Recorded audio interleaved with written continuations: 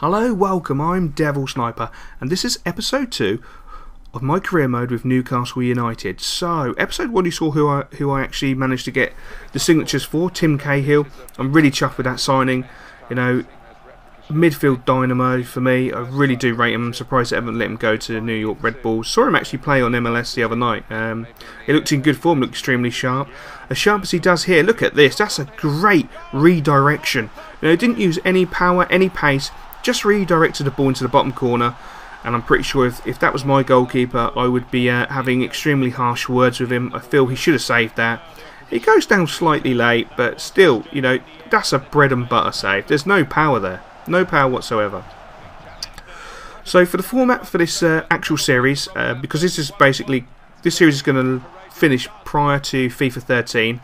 My plan for FIFA 13 is to make a comprehensive series, taking a team from Division 2 in the English League, or maybe a different league. I'm probably going to go with the English League because I know the English League better, and hopefully guide them to glory of Europe. That'd be the pinnacle to actually win the European Cup.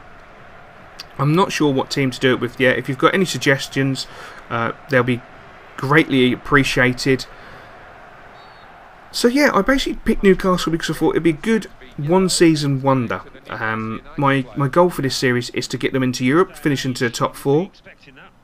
I'm not sure how possible it is. The world-class AI is quite solid at times. It's extremely solid, you know. The problem I have is that I sort of sit off and allow them too much time. So it should make for an interesting series, I think. And that was just suicide. That was career suicide. Why did I make that challenge? Getting my star striker sent off. That's a striker's tackle in the wrong area of the pitch. That was in the centre circle or around that area. I don't think I'll be getting a red card. I think I would have been getting a yellow card and a bit of a telling off. But unfortunately, I got a red card. So yeah, how would you like the series to go as well? Would be a good one for me to ask you guys. I'm happy to commentate over the games, giving my thoughts, my feelings, and how everything's going, how the game went. Or I'm more than happy. I know FIFA 12's coming to an end, but I'm more than happy to talk about, you know, good players from the lower divisions, good players in general on FIFA, and generally talk about FIFA. If you wish to hear me talk about FIFA, then yeah, please post in the comments. Or if you wish just to have me commentate about the game, please post in the comments. You know, your feedback's greatly appreciated, and I'm quite happy to direct the series the way you want it to go, guys. So, first game though, 1-0 win for Newcastle, 3 points on the board. And unfortunately, with my new signing at centre-back, Williamson was always going to be slightly disappointed. But, you know, I want to operate a rotational system. I'm not 100% sure I want to stick with the Newcastle formation. The default was a 4-4-2. I'm not a great fan of the 4-4-2 in this modern era.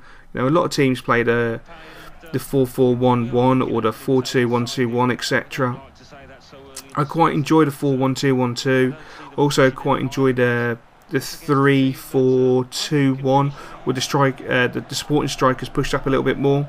I'm not sure how that could work with Newcastle, to be fair, because they've obviously got Barr and Cisse. I don't know who I'd be putting directly up front and who I'd be playing as just off them.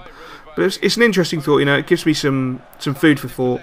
And the second game we come into is Sunderland. Now, I would have preferred this slightly later in the season, and as you can see from the first 2 clips, I gave them too much time and they had a couple of opportunities which I was lucky not to be punished.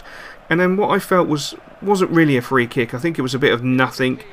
There was nothing really there, and unfortunately they got a free kick, and I'm really disappointed with my goalkeeper because he allows this in. You know, I don't want to be too harsh, too critical, but from my point of view, watching the replay, this doesn't show the greatest angle. Next one shows the best angle. Now, watching this replay, I'm pretty confident he could have got that. He doesn't fully stretch for me, and that's really disappointing. But we did have a great opportunity, and unfortunately Cisse just didn't get the bend on it. There was no power, no bend, and that unfortunately cost us.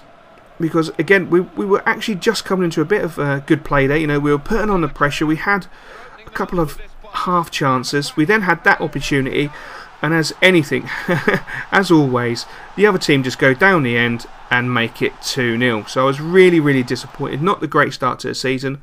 I'm sure the Newcastle fans are going to be extremely pissed with me and not happy at all that I conceded 2 goals against their arch enemies. I'm not personally happy.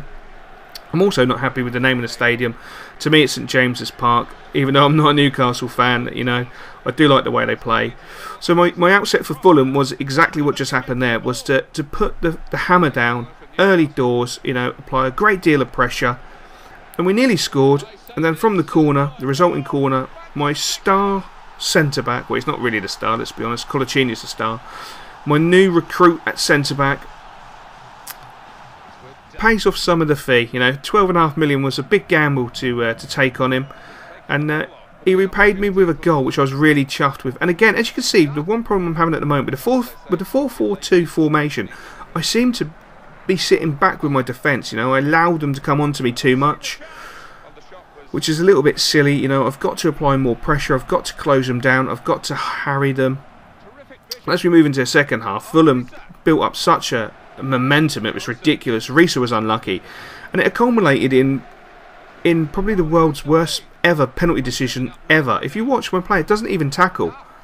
It's the player impact engine that somehow makes Damien Duff do a strange flip in the air, and well, he injured himself. I think he snapped his leg, but I actually didn't tackle, and I didn't jockey either, which was really disappointing. But you know, that's FIFA.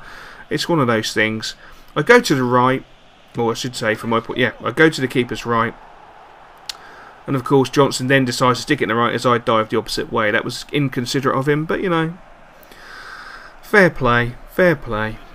And then the sudden realisation that FIFA must have felt guilty for giving such a diabolical penalty. Then it passes it to Cisse, and I was panicking because I thought, would he get enough bend on it?